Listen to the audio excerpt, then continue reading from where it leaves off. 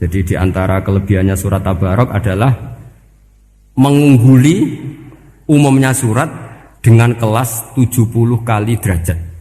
Jadi keunggulannya surat Tabarok itu bisab'ina darajah di bawah surat-surat yang lain. Sudah, ini surat Tabarok agak panjang.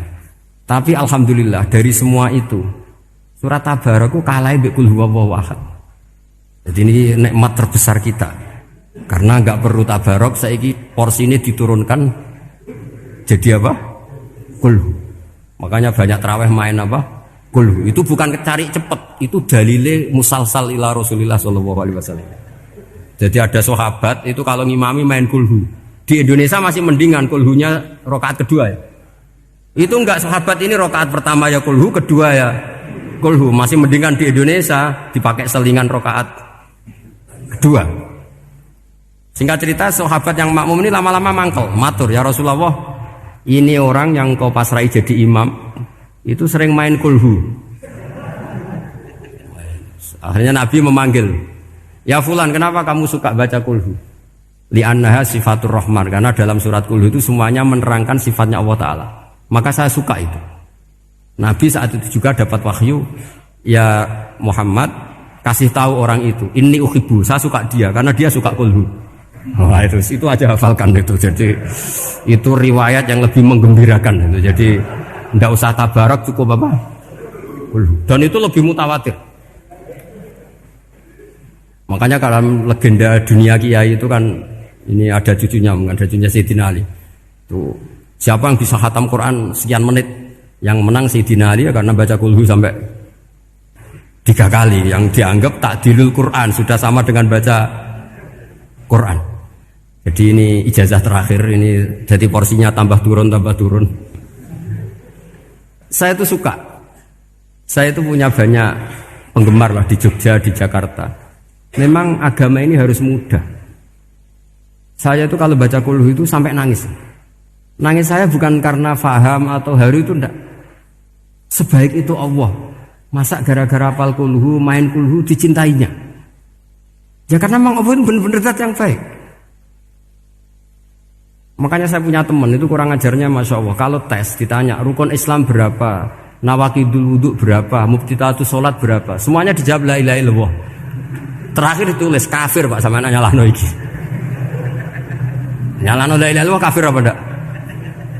Gurune bingung kan akhir. Di ek iku la ilaha illallah kok di ek. Akhirnya bocah diceluk, "Cung maksudem piye? Mun sampean wani ngek Pak, kafir Pak."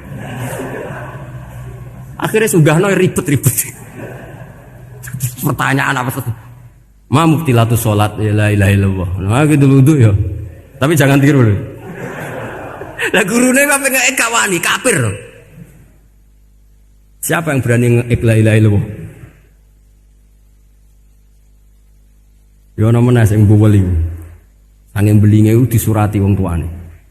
Kalau nu mondok sarang era kuno, jadi ijek lugu wong. Surati wong tuane, kowe gak susah, wong tuamu disurati. Tenang ya Gus, bapakku buta huruf. Jadi wis disurati, gak ngefek wong bapake buta huruf. Nah, di Islam, saya ulang lagi di Islam. Dengan tanda kutip kesalahan-kesalahan kecil gini ku zaman Nabi, sahabatnya Nabi, iku kabeh iku dadi berkah. Makanya enggak ada ilmu sebarokah kayak zaman Nabi. Wong goblok wae dadi berkah. Sampai Nabi ngendikan aksaru ahlil jannah al-bulu, akeh-akeh penduduk swarga iku wong goblok. Mergo wong goblok iku piye? Apa dimangkeli iku ya gaweane pangeran. Nabi itu pernah disomasi wong goblok. Itu ya piye? Nabi kan cerita kiamat tuh gini. Yang kemarin enggak jadi itu. Terus kiamat di Indonesia kan berapa kali ya? 999 terus 2000 berapa?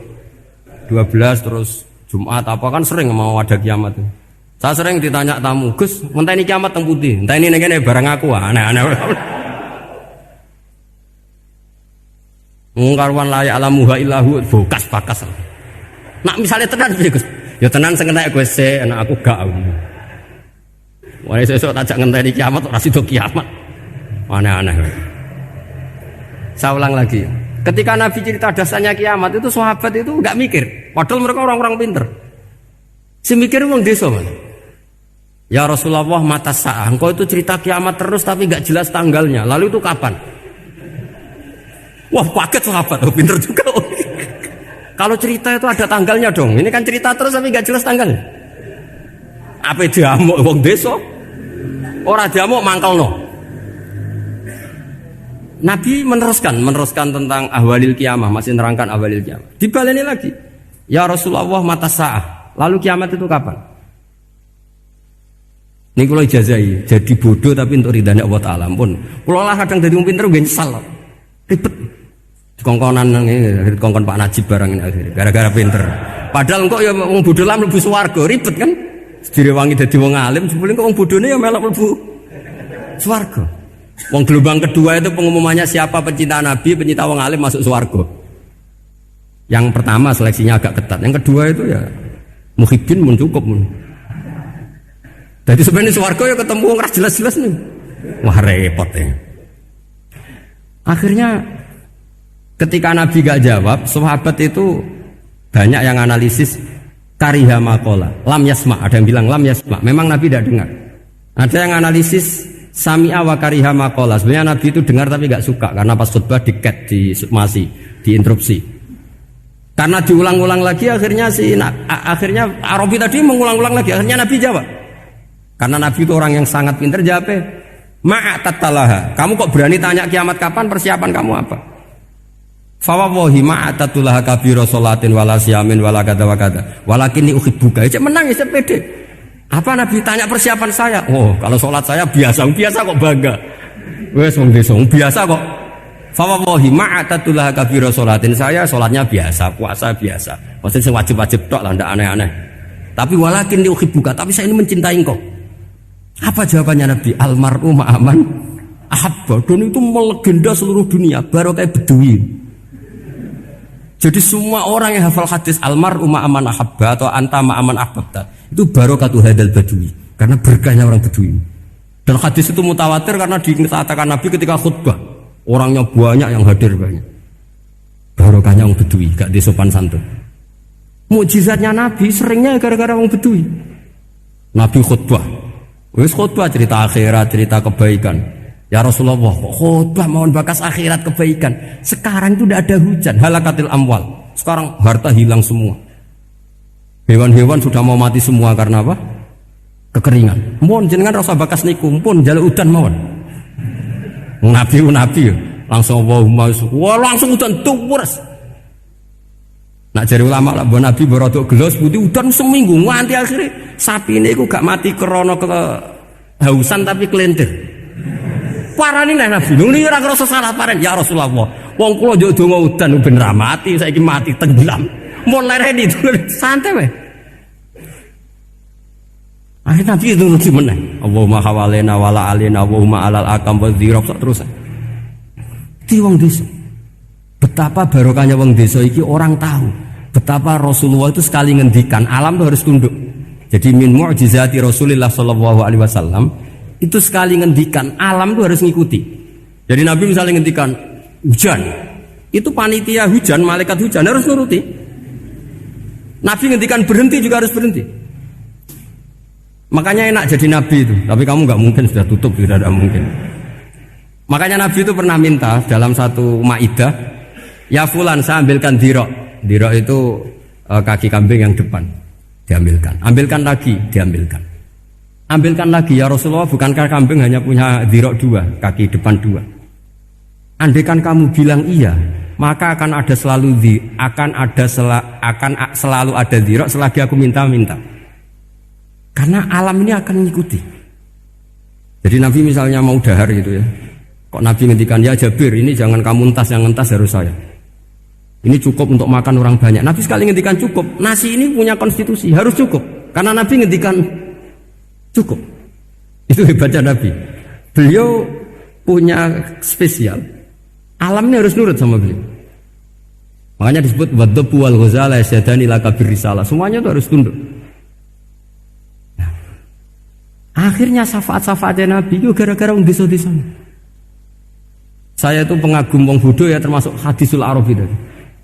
Ada orang desa tanya, ya Rasulullah nanti kalau saya mati itu yang ngisap siapa ya? Allah ya. Wah bagus lah. Terus mulai. Barang mulai, ambek guyu-guyu. Nabi piye karepe? Dipanggil lagi. Ya Arabi, kenapa kamu tertawa-tawa terus pulang? Ya baguslah kalau yang ngisap Allah. Selama ini hubungan sama Allah saya baik-baik saja. Tapi Nabi muji faqhu hadzal Arabi. Wis pinter kowe cong.